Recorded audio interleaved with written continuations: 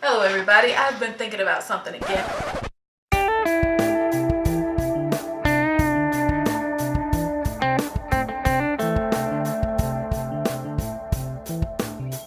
And I've been thinking about how your day can really get screwed around if you are privy to New York Times notifications of the big headlining news stories that pop up.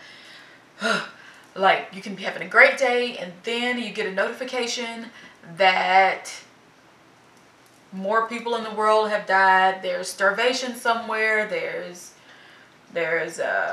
economic crisis, there's so many bad things that pop up on your phone. Can't really remember.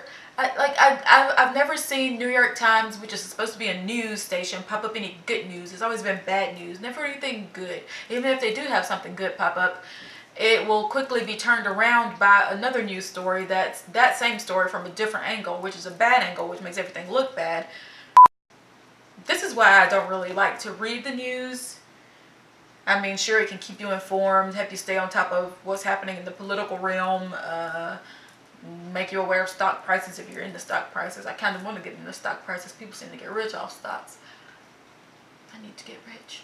See bad things happening, so you stop opening the newspaper all the time and you stop leaving your TV on the news, but then you have to sign up for the New York Times for a class, and then all of a sudden you're getting New York Times notifications when you didn't want New York Times notifications, and you're just gonna have a bad day for the rest of the day because of that. What have I been thinking about?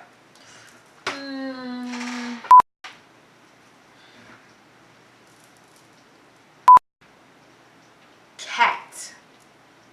Why are some people so scared of cats? Like, it's ridiculous. Like house cats. I'm not talking about like tigers and jaguars and things that you should stay away from. I'm talking about like cats that don't come up past your kneecap. Half the time doesn't come up past half your calf, half your lower leg. And people are like frightened of them. They treat them like they're demons or something, like they're possessed. They're like, look at that thing, you can tell it's evil. It's just a cat. I mean, cats have been known to attack smaller animals than them, but they haven't really tried to organize and bring down a human being unless you happen to trip on one down your way down the stairs or something. I just don't get why some people are so scared of cats or like hate cats. How can you just hate an animal?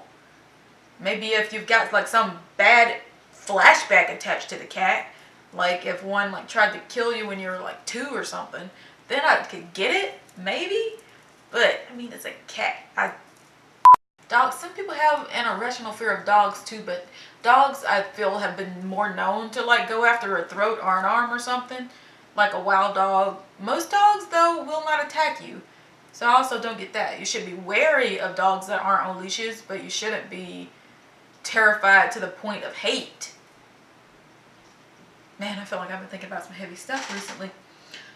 What else have I been thinking about? Yeah, I've been thinking about much. Oh dang, there's a spider in my corner. Don't y'all hate ceiling spiders? Like, they're the scariest. Like, they can drop down onto your head at any moment. God, ceiling spiders. Or spiders that get on your wall because you know they're going to be heading for the ceiling soon. And those little jumping spiders. Ooh. I really hope. Maybe it's not a spider. Maybe it's just like some fuzz caught on like ceiling string. No, I just was talking about how you shouldn't just hate cats and dogs and stuff just because you're scared of them, but spiders I feel might be a whole different story. I mean, because they've just got a whole nother creep factor attached to them. I'm really hoping I don't have ceiling spiders. This thought Thursday is gonna be short, it seems. What else are people irrationally scared of? Irrational fears is something else I think about a lot. Like, how do you get an irrational fear? Because most fears are irrational, therefore there was nothing that originally triggered it. So you just suddenly have a fear thrust up on you. And like late life allergies. How do you suddenly just become allergic to something? I can understand how like you're growing up and there's a certain taste that you don't like, and suddenly as you get older you begin to like that taste. But how can you be eating peanuts your entire life and then by the age of 30, you're suddenly allergic to peanuts? What happened inside of you that you're suddenly allergic to peanuts? How does that happen?